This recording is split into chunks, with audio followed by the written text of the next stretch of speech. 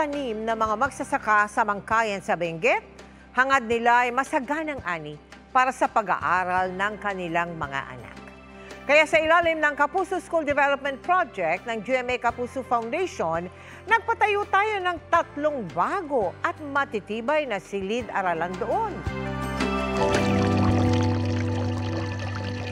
Supply ng tubig ang isa sa pangunahing problema ng mga residente sa Sitio Dagadag sa Mangkayan sa Benguet.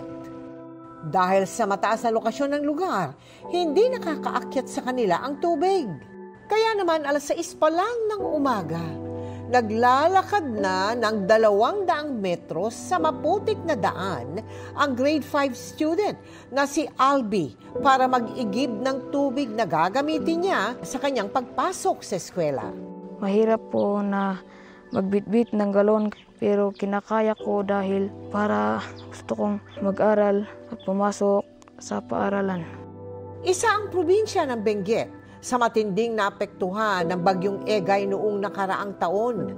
Kaya nang nagsimula ang construction ng Kapuso School sa lugar nitong Pebrero, libreng ipinapagamit ni Pablo ang kanyang water pump para mag-supply ng tubig sa eskwelahan.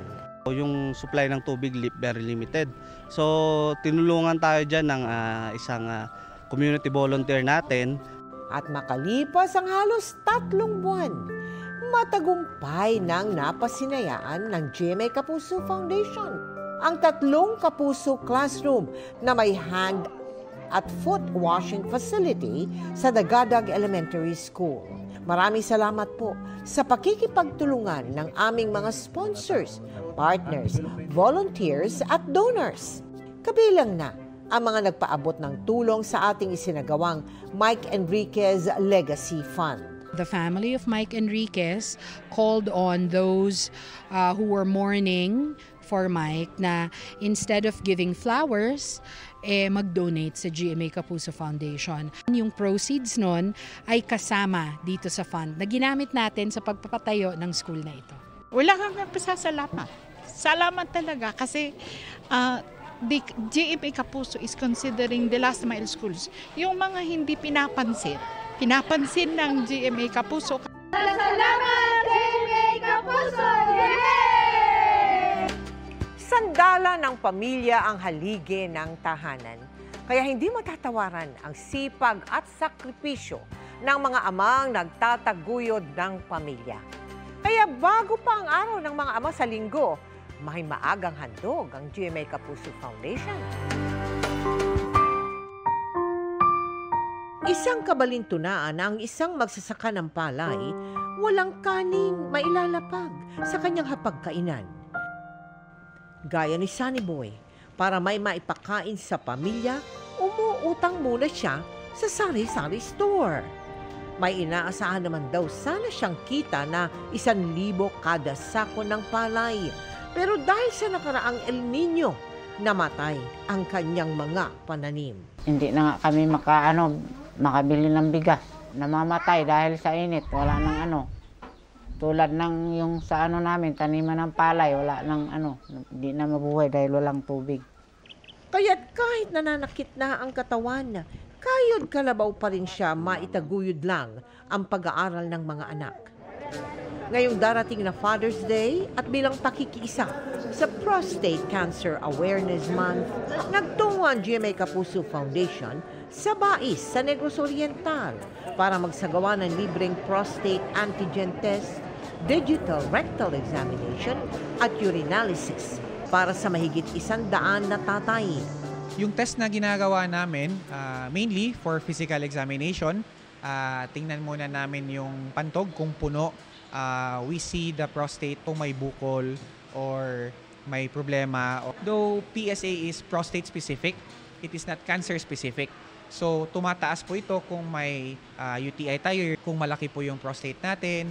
Nagbigay din tayo ng food packs, hygiene kits, damit at pantalon. This is going to be a first in the drive of the urologist or the Philippine Urological Association to extend their services into the mountainous regions. Isang pagbati po ng maligayang araw ng mga ama. Sa pag-aalboroto ng Bulkang Kanlaon, Kasamang naapektuhan ang Mount Canlaon Natural Park, pati kabuhayan ng marami nating residente. Kaya naman tumugon ang GMA Kapuso Foundation sa ilan nilang mga pangangailangan. For fireworks, Umani ng maraming views at shares ang post ng pag-aalboroto ng Bulkang Canlaon noong June 3. Natuntun namin ang kumuha ng video at larawan na si Marian sa Canlaon City. Nagkukwentuhan kami habang nagkakape. Tapos hindi namin inaasahan pumutok na pala yung bulkan. Nagsitayuan kaming lahat. Tapos yun, on the spot na nagvi-video ako. Marami sa mga kababayan ni Marian ang naapektuhan. Kabilang ang Mount Canlaon Natural Park sa La Carlota City sa Negros Occidental, kung saan 4 na dekada ng tourist guide si Rochelle. Ang dating pasyalan at pinagkakakitaan ng mga tourist guide, pansamantala munang ipinasara. Medyo masakit sa amin, Mami, kasi yung pinakahanap buhay namin, medyo parang wala na kaming kabuhayan ngayon. Kumikita raw siya noon ng 500 piso hanggang 1,000 piso kada araw, ngayon naging abo na. Wasang hindi pa pumutok yung Bulkan Canlaon, maraming mga tourists dito. But right now, we suffer because yung Mount Canlaon is temporary closed. Agad nagsagawa ng Operation Bayanihan ng GMA Kapuso Foundation, katuwang ang 79th at 62nd Infantry Battalion ng Philippine Army sa 2 barangay ng La Carlota City. Malaking tulong talaga yung augmentation o yung assistance na ibinigay ng GMA Kapuso Foundation sa araw-araw na pangangailangan ng ating families. Maraming salamat sa lahat ng naging katuwang namin para maisagawa ang pagtulong sa mga nasalanta ng Bulkang Canlaon.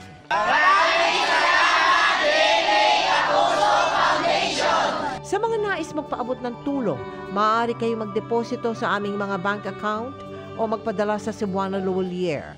Pwede ring online via GCash, Shopee, Lazada at Metrobank credit cards.